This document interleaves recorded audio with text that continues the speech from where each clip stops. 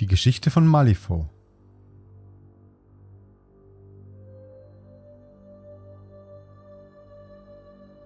Teil 3. Der Weg nach Malifaux.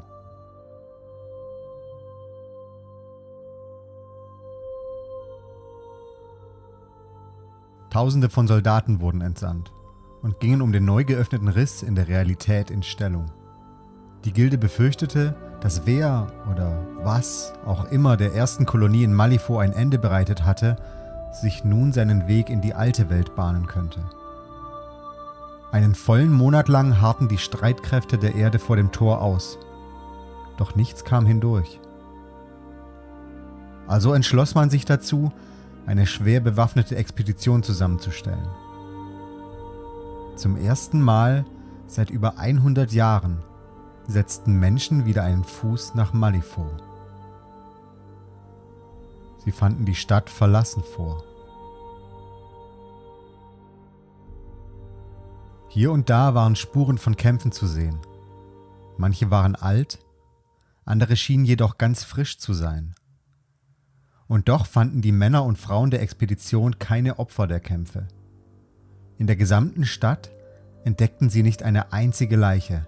Von den Bewohnern der ersten Besiedlung fehlte jede Spur. Mit der sicheren Rückkehr der Expedition sah sich die Gilde einer schwierigen Herausforderung gegenüber. Einerseits bot der neu eröffnete Weg nach Malifaux die Möglichkeit, eine neue, wenn auch risikobehaftete Quelle für die hochgefragten Seelensteine zu erschließen. Auf der anderen Seite stellte jedoch genau die Seltenheit dieser kostbaren Ressource die Machtbasis der Gilde dar. Also wurde ein Handel mit den mächtigsten Nationen der Erde geschlossen. Die Gilde würde die Verantwortung und das Risiko für die erneute Erschließung von Malifaux übernehmen. Denn man rechnete damit, dass sich der Durchgang jederzeit wieder schließen könnte.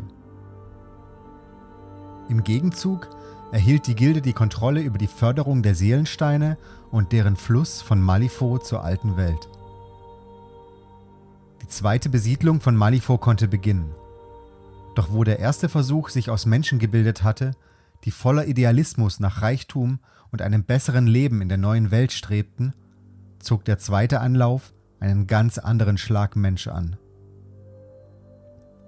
Um an günstige und ersetzbare Arbeitskräfte zu kommen, bediente sich die Gilde an den Gefängnissen und Straflagern der Welt. Verbrecher wurden vor die Wahl gestellt, ihre Schuld in den Seelensteinminen von Malifaux abzuarbeiten oder sich ihrer Strafe in der alten Welt zu stellen. Da für die meisten die Alternative aus lebenslanger Haft oder Hinrichtung bestand, fand sich schnell eine erste Welle aus Siedlern, die aus dem zwielichtigsten und verzweifeltsten bestand, das die Welt zu bieten hatte. Verstärkt wurde dieser finstere Haufen durch diejenigen, deren Gier, Machthunger oder Wahnsinn dem Lockruf von Malifaux nicht widerstehen konnte. Unter der harten Hand der Gilde wurde inmitten der verlassenen Stadt eine neue Siedlung errichtet. Ganze Viertel wurden abgeriegelt und befestigt. Andere Bereiche blieben verlassen und wenige wagten es, diese Gegenden zu betreten, in denen des Nachts finstere Schatten lauerten. Die ersten Slums entstanden, als sich die Menschen im scheinbaren Schutz der von der Gilde kontrollierten Zonen zusammendrängten. Andere waren mutiger oder vielleicht auch verzweifelter und errichteten Grenzsiedlungen jenseits der Stadt. Hier schwand der Einfluss der Gilde und das Gesetz des Stärkeren regierte. Es dauerte nicht lange, bis Malifaux den Siedlern erneut sein wahres, finsteres Gesicht offenbarte. Die Neverborn. Groteske Kreaturen, deren verdrehte Gestalt jede Menschlichkeit zu verhöhnen schien, machten Jagd auf die Schwachen und Unvorsichtigen. Und die Gremlins, Ureinwohner der südlichen Bayous, überfielen mit immer größerer Kühnheit isolierte Minenstädte und Außenposten. Doch auch aus der alten Welt drangen Gefahren nach Malifaux. Resurrektionisten, Praktizierende der verbotenen Künste der Nekromantie, haben in den verwinkelten und gesetzlosen Straßen der Stadt den perfekten Ort für ihre finsteren Experimente gefunden.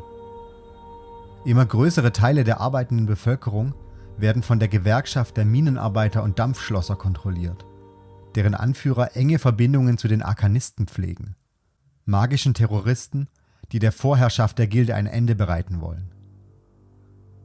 Söldner und Ausgestoßene bieten ihre Dienste den Meistbietenden an.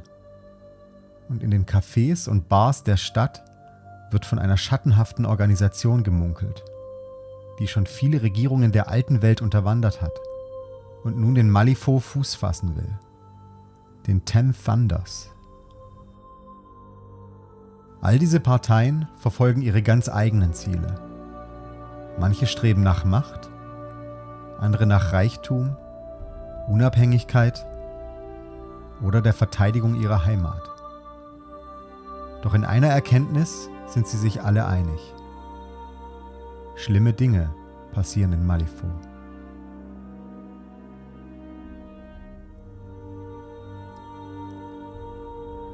In der nächsten Folge von Tabletop Lore erfahrt ihr mehr über die einzelnen Fraktionen, die sich die Welt von Malifaux teilen.